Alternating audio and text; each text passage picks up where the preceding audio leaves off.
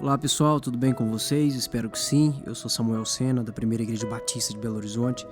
Quero ler com você Lucas e refletir sobre o capítulo 10.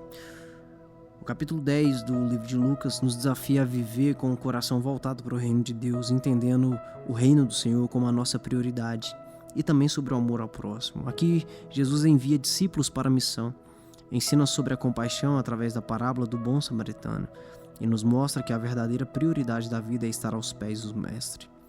Em primeiro lugar, a missão dos 70. O reino precisa de trabalhadores. Jesus envia 70 discípulos para anunciar o reino e ele os instrui. Ele diz: a seara é grande, mas poucos são os trabalhadores. Rogai então ao Senhor da seara que mande trabalhadores para a sua seara. Essa passagem nos lembra que a obra de Deus precisa de pessoas dispostas a servir. Muitas vezes nós esperamos que os outros façam a obra, mas Jesus nos chama para sermos parte ativa da missão e nos leva a um certo questionamento. Será que nós estamos disponíveis para servir no reino? Ao retornarem, os discípulos se alegram porque até os demônios lhe obedecem, mas Jesus responde: alegrai-vos, não porque os espíritos se vos submetem, mas porque os vossos nomes estão escritos nos céus. E aqui eu aprendo algo muito interessante. O nosso maior motivo de alegria não deve ser o resultado daquilo que nós fazemos para Deus, mas prioritariamente o fato de pertencermos a Ele. Nossa identidade está na salvação em Cristo e não nas nossas realizações. É interessante porque muitos ficam desanimados quando recebem o convite de servir ao Senhor, mas depois que começam a servir e veem o resultado do seu serviço, ficam felizes. Mas é interessante trazer o coração para o lugar certo, entendendo que apesar de ficarmos felizes com o resultado, devemos nos alegrar muito mais por sermos filhos do Senhor, pelo fato de sermos salvos. Porque um dia que o resultado não for do jeito que a gente gosta, a gente pode ficar triste, mas a nossa alegria tem que ser no fato de que somos filhos do Senhor. Em seguida eu vejo sobre o bom samaritano, e aqui eu aprendo sobre o amor que se manifesta em ações e não apenas em palavras ou títulos. Um certo doutor da lei pergunta a Jesus o que fazer para herdar a vida eterna, e Jesus lembra ele dos dois maiores mandamentos: amar a Deus e amar ao próximo. Então ele questiona: quem é meu próximo? No versículo 29, Jesus responde com a parábola do bom samaritano, onde o homem ferido é ignorado por um sacerdote e é ignorado por um levita, mas ele é ajudado por um samaritano, alguém que é desprezado pelos judeus. O ensinamento de Jesus é claro: amar o próximo não é uma teoria, é uma ação prática, e não podemos viver uma fé indiferente à dor dos outros, apesar de termos as nossas diferenças com ele. Nós estamos demonstrando o amor de Deus em nossas atitudes diárias porque talvez nós amamos quem combina com a gente, nós amamos quem se dá conosco, mas muitas vezes nós reprimimos aqueles que têm diferenças. É interessante porque nós convivemos com pessoas que têm diferenças políticas, convivemos com pessoas que têm diferenças teológicas, convivemos com pessoas que têm diferenças musicais, preferências cinematográficas, mas muitas vezes nós repudiamos as pessoas por causa dessas diferenças.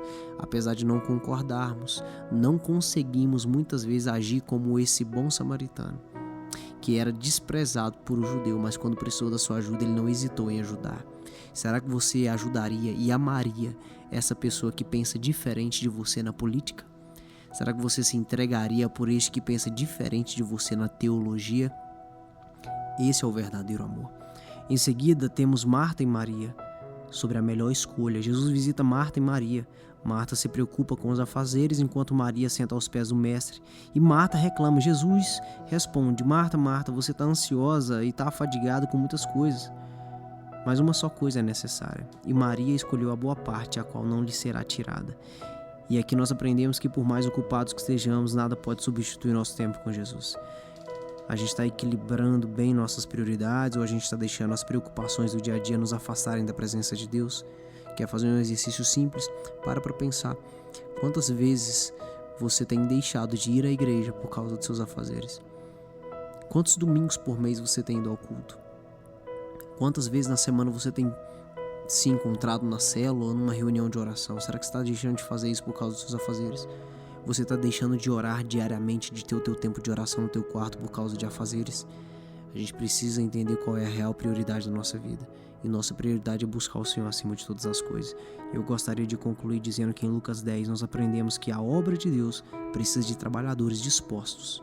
Que a nossa alegria deve estar em pertencer a Cristo e não apenas no que fazemos ou no resultado do que fazemos. Que precisamos amar ao próximo e que esse amor deve ser prático e não apenas teórico, mesmo aqueles que são diferentes de nós. Precisamos equilibrar o serviço e a comunhão, escolhendo sempre estar aos pés de Jesus e gastar tempo com Ele. Amém? Feche seus olhos, vamos orar.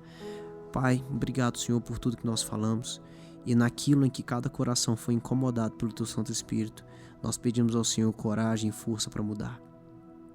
Naquilo que cada pessoa entendeu do Teu Santo Espírito que precisa ser ajustado, eu peço, Deus, que o Senhor possa trazer ousadia e intrepidez em vencer as suas limitações e prosseguir em ser cada vez mais parecido com o Senhor. Nos ajude a colocar em prática o que nós aprendemos na Tua Palavra e não sermos apenas meros observadores daquilo que nós sabemos que está aqui, mas que a gente consiga viver aquilo que o Senhor espera. Em nome de Jesus, amém.